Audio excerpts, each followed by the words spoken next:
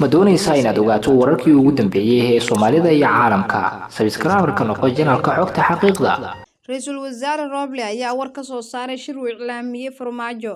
Ra'iisul Wasaaraha Xukuumadda Federaalka Soomaaliya Mudane Maxamed Xuseen Roble ayaa soo dhaweeyay shirka wada-tashiga arrimaha doorashooyinka ee ku qabsoomaya 15 bishan magaalada Garowe ee dowlad goboleedka Puntland. Ra'iisul Wasaaraha ayaa sheegay in xukuumadda ay dadaal mug leh ku bixinayso fududeynta shirkan iyo sidii loo dardargelin lahaa fulinta heshiiskii 17 Sebteembar 2020 ee hagayay hanaanka doorashooyinka dalka ayna meel mariyeen labada aqal ee baarlamaanka federaalka Soomaaliya. Ra'iisul Wasaare Maxamed Xuseen Roble ayaa tilmaamay doorka wax ku oolka ay qaadanaysa xukuumaddiisa uu hogaamiyo, kaas oo ku saleysan isku soo dhaweynta aragtiyadaha kala duwan ee fulinta heshiiskii doorashooyinka ee horey loo ansixiyay iyo sidii loogu midoobi lahaa marxaladan muhiimka ah geedi socodka siyaasadeed ee dalka.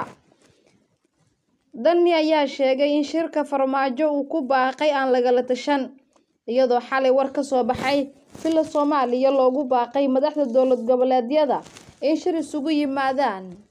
Ayaa waxaa qoraal ka soo baxay arrintaasi maamulka Puntland. Madaxweynaha dowlad goboleedka Puntland Siciid Cabdilaahi Dani ayaa soo dhaweeyay shirka lagu baaqay 15 Febraayo inkastoo uu sheegay in aan lagala tashan in Garowe lagu qabto. Sidoo kale waxa uu intaasi ku daray maadaama uu dhamaaday muddaxileedkii hay'adaha dastuuriga ee dowladda federaalka Soomaaliya inuu ku talinayo in shirka lagu qabto magaalada Muqdisho ayna ka soo qayb galaan saamileyda siyaasadda iyo beesha caalamka. Dowladdu waqtigeedu dhamaaday ayaa shir isugu yeertay xalay madaxda dowlad goboleedyada iyo maamulka gobolka Banaadir kaas oo dhameystir u ah fulinta heshiiskii ay ku gaareen magaalada Muqdisho 17 Sebteembar ee sanadkii hore 2020. Golaha Ammaanka Qaramada Midoobay ayaa war waxay ka soo saareen xaaladda dalka.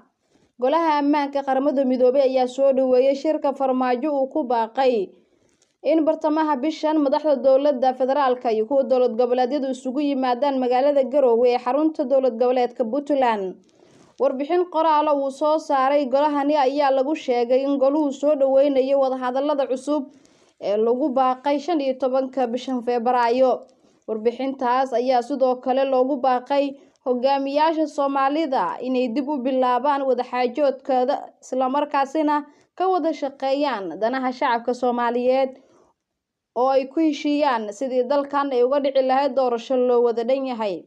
Golahani ayaa go'aan ka qaatay kadib markii uu warbixin ku saabsan xaaladda Soomaaliya ka dhageystay wakiilka gaarka ah ee xoghayaha guud ee Qaramada Midoobay ee Soomaaliya James Swan.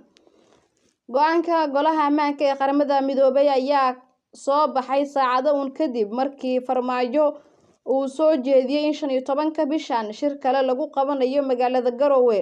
Shirkaas oo lagu sheegay inuu dhameystir u noqonayo heshiiskii doorashooyinka ee 17 Sebteembar 2020 lagu gaaray magaalada Muqdisho.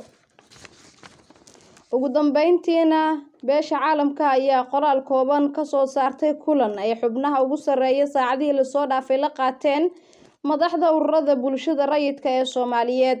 Kulankaas ayaa wakiilka beesha caalamka iyo ururada bulshada rayidka ku dhex maray khadka internetka waxaana aragtidooda ku aadan xaaladda dalka looga dhageystay xubnihii ku matalayay bulshada Soomaaliyeed.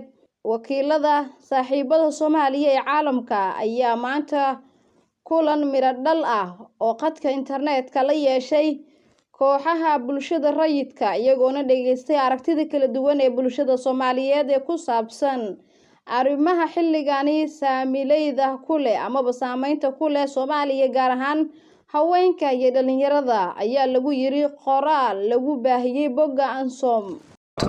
Xogta Xaqiiqda, isha xaqiiqada dhacdooyinka dunida. Ma doonaysaa inaad ogaato wararkii ugu dambeeyay ee Soomaalida iyo caalamka? Subscribe-ka noqo channelka Xogta Xaqiiqda oo furo gambaleelka si aad noola socoto. Xogta Xaqiiqda, isha xaqiiqada dhacdooyinka dunida.